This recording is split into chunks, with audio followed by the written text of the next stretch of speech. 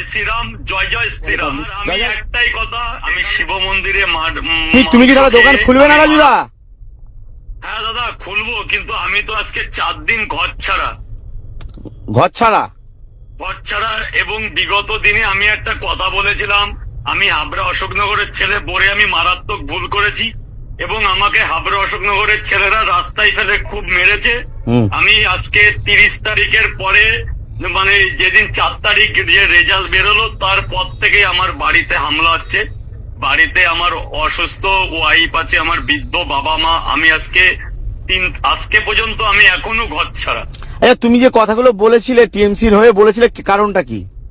কারণটা বলতে, শাসক দল ক্ষমতায়, এনআরএস সাবওয়ের ওখানে আমাকে আমার পার্টি লেভেল থেকে জায়গা করে দেয়। দীর্ঘদিন ধরে এখানে আমি ব্যবসা করি। জয় শ্রীরাম বলতে বলেছে, আমি বলেছি আমি পার্টিগত ভাবে জয় শ্রীরাম বলবো না, আমি হিন্দুত্ব হিসাবে জয় শ্রীরাম বলবো। তখন যদি মানে তুমি তখন যদি পার্টিগত বলতে, তাহলে তোমার উপর প্রেসার আসতো টিএমসি পার্টি দিয়ে, তাই তো? হ্যাঁ, একটা শাসক দল ক্ষমতায়, একটা তো চাপ আসতোই। তুমি জয় শ্রীরাম, কেউ চাপ এসেছে যে আমি টিএমসি হয়ে কেন বলছি না। আমি খেটে খাওয়া মানুষ, আমি না দেখো দাদা, আমি আমার একটা ওপিনিয়ন দিই। দেখো, শাসক দল যখন থাকবে, এখন বিজেপি এসছে, এখন বিজেপির কথা বলতেই হবে, কিছু করার নেই, এটা নিয়ম। তুমি শাসক দল, অবশ্যই জয় শ্রীরাম।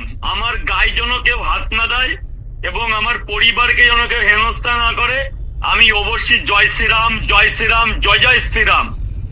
দেখো জয় শ্রীরাম তখনও তুমি বলেছিলে, কিন্তু পার্টিগত বলনি, এখন তুমি পার্টিগত বলছো। এখন আমি পার্টিগত ভাবে বলছি জয় শ্রীরাম, এবং যদি আমার ব্যবসায় কেউ কোনো ক্ষতি না করে, আমি সামনে যে রামলালার দিন আসছে, আমি প্রত্যেকটা কন্টেন্ট ক্রিয়েটারদের সামনে নিয়ে আমি বৃহত্তর কিছু একটা করার চেষ্টা করব।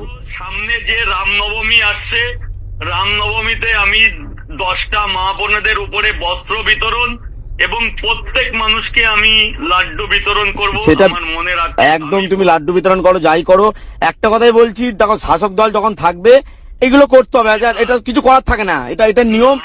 জয় শ্রীরাম। আমার একটাই প্রশ্ন, আমার গায়ে কেউ হাত দিও না, আমার পরিবারের উপর কেউ হেনস্থা করো না। আমি খেটে খাওয়া মানুষ, আমার পরিবার, আমার বৃদ্ধ মা বাবা।